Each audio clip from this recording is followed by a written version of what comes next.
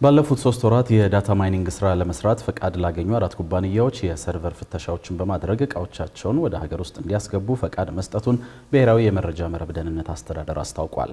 አስተዳደሩ ይህንን ያስታወቀው በዛሬው ዕለት የ3 ወራት የስራ ሪፖርቱን ለሕዝብ እንደራሴዎች ምክር ቤት የውጭ ግንኙነትና የሰላም ጉዳዮች ቋሚ ኮሚቴ ባቀረበበት መድረክ ላይ ሲሆን በዚሁ ጊዜም በሀገር ውስጥ ባሉ የድሮን ማምረቻዎች በሺዎች የሚቆጠሩ ድሮኖችን ለማምረት ከመንግስት ልዩ ትዕዛዝ መቀበሉን ተናግሯል። አቤል አበበ ጉዳዩን በዝርዝር ተመልክቶታል።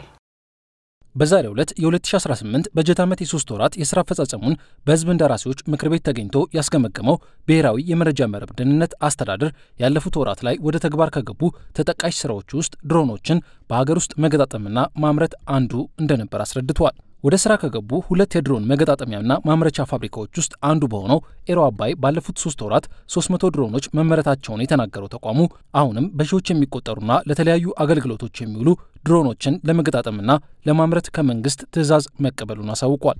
በጎረቤት ሀገራትም በከፍተኛ ሁኔታ ገቢ ሊያስገቡ የሚችሉ የኢንተርቴይንመንት ድሮኖችን እየገጣጠምንም እያመረትንም ነው። የተወሰኑ አካላትንም ማምረት ጀምረናል ማለት ነው።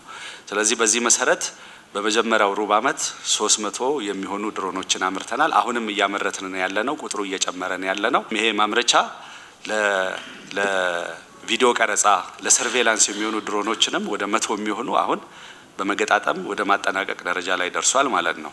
ከዛ ውጪ በተጨማሪም በመንግስትም በልዩ ሁኔታ ትዕዛዝ የተሰጡን ድሮኖች አሉ። እነሱንም በሺዎች የሚቆጠሩ ቁጥሮች ለማምረት የጥሬ ዕቃ የተለያዩ የማኑፋክቸሪንግ ሴታፖችን እየሰራን ያለነው። የራሱን ገቢ ለማመንጨት በሚሰራው ስራ በእነዚህ 3 ወራት ውስጥ 85 ሚሊዮን ብር ማግኘቱን ያሳወቀው ኢንሳ ይህንን ገቢ ካገኘባቸው ዘርፎች ውስጥ በታላቁ ህዳሴ ግድብ ምርቃት እንዲሁም በአዲስ አበባና በቢሾፍቱ በተደረጉ የኢሬቻ መርሃ ግብሮች ላይ የተተገበሩ የድሮን ትዕይንቶች እንደሚገኙበት ነው ያሳወቀው። በዚሁ ሪፖርቱ ላይ በ3 ወራት ከሚመለከታቸው አካላት ፈቃድ ያገኙ 4 የክሪፕቶ ማይኒንግ ኩባንያዎች ወደ ሀገር ውስጥ ያስገቧቸውን 1000 የሚሆኑ ሰርቨሮች ደህንነት በመመርመር እንዲገቡ መፍቀዱን የተናገሩት ዋና ዳይሬክተሯ ትዕግስት አሚድ ደግሞ የክሪፕቶ ከረንሲ ግብይት ግን አሁንም በኢትዮጵያ ወንጀል መሆኑን መርሳት አይገባም ብለዋል። ሎካሊ ማንኛውም ሰው የክሪፕቶ ከረንሲን ተጠቅሞ ግብይት ሲያደርግ ከተገኘ ወንጀል ነው። ከማይኒንግ አንጻር ግን የሚገቡ እቃዎች ደግሞ ለሌላ አልባሌ ነገር እንዳይውሉና ለህገወጥ ማይኒንግ እንዳይውሏቸው ደግሞ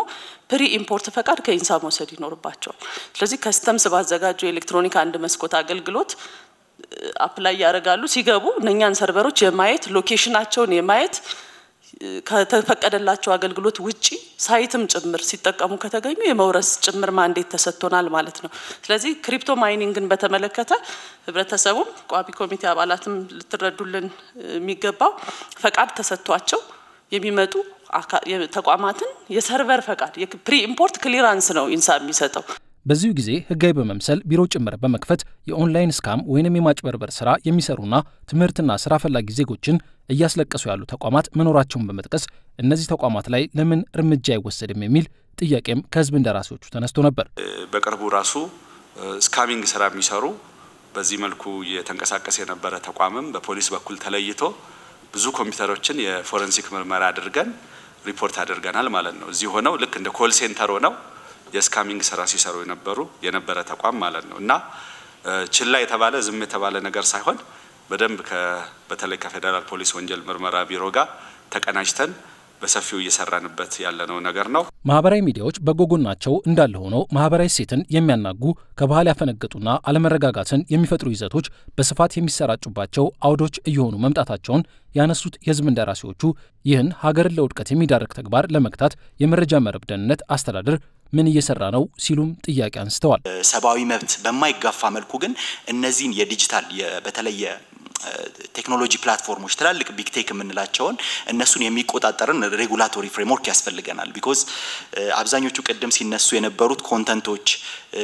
በዩቲዩብ ነው የሚተላለፉት። ዩቲዩብ የኛ ሀገር አካል አይደለም። ሰው እነሱን ሪስፖንሲብል ማድረግ እነሱን የሀገሪቷን ሉዓላዊነትና የህዝቡን የሀገርን ኢንተረስት ባከበረ መልኩ መንቀሳቀስ አለባቸው። ሰው ይሄንን የሚያስከብር የኦንላይን ሴፍቲ ህግ እንዲወጣ ፕሮፖዝ ተደርጓል። እሱንም የመስራት ከስቴክሆልደሮች ጋር ለመስራት ፍትህ ሚኒስቴሩም ከዚህ አንፃር በጋራ እንደሚሰራ ኃላፊነቱን ወስዶልናል። በ2018 ዓመተ ምህረት 3 ወራት ውስጥ ከተፈጸሙ 13443 የሳይበር ጥቃቶች ውስጥ ከ97 በመቶ በላይ የሚሆኑትን መመከት መቻሉን ያሳወቀው አስተዳደር መስሪያ ቤቱ 846 በወቅቱ ከፍተኛ ጉዳት ሊያስከትሉ ይችሉ እንደነበሩ ነው የጠቆመው። በተጠቀሰው ጊዜ ውስጥ 12 አዳዲስ የሀገር ሀብቶች ወደ ሳይበር ደህንነት ክትትል መግባታቸው በተነገረበት በዚሁ መድረክ ላይ ደራሽ የሚል ስያሜ የተሰጠው የገቢ ማሰባሰብ ስራ የሚሰራው የተቋሙ መተግበሪያ በ3 ወራት ውስጥ 68 ቢሊዮን ብር እንዲሰበሰብ ማገዙን ተቋሙ አስታውቋል። አምና ከተሰበሰበው ከ800 ቢሊዮን በላይ ገቢ ወደ 162 ቢሊዮን በደራሽ የተሰበሰበ ነው። ብዙ ጊዜ አናወራውም ይሄኛው ነገር ግን በዚህ ሩብ ዓመት ደግሞ 1.5 ሚሊዮን ትራንዛክሽን ተካሂዷል። ከዚሁ 68 ቢሊዮን ብር በእኛ የደራሽ ፕላትፎርም ትራንዛክሽን ተካሂዷል። ይሄ ከገቢዎች ከዩቲሊቲ መብራትና ውሃ ከመሰብሰብ ጨምሮ ክልል ተቋማትም የሚጠቀሙት እንደሆነ ለማንሳት ነው። በዚሁ ጊዜም በ3 ወራት ውስጥ ወደ ሀገር ውስጥ ሊገቡ ከነበሩ ቴክኖሎጂዎች ውስጥ 166ቱ ስጋት የሚፈጥሩ ሆነው በመገኘታቸው እንደተወረሱም ተጠቅሷል።